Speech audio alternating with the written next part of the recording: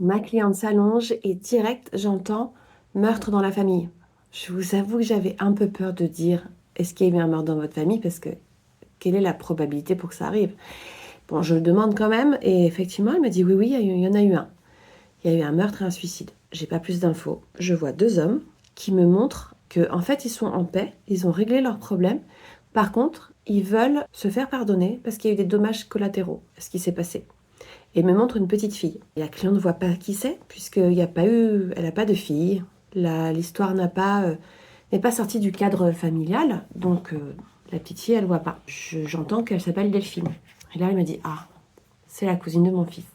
Et effectivement, elle était petite. Quand c'est arrivé, ça l'a profondément choquée. Je redemande aux deux âmes que je vois, ces deux hommes, j'en vois un plus âgé, un plus jeune, et ils me montrent en fait, je vois la petite fille qui, ça s'ouvre comme ça.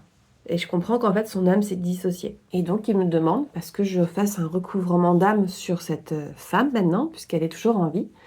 Et donc, la cliente me confirme que oui, elle est toujours vivante. Je fais le recouvrement d'âme sur cette Delphine.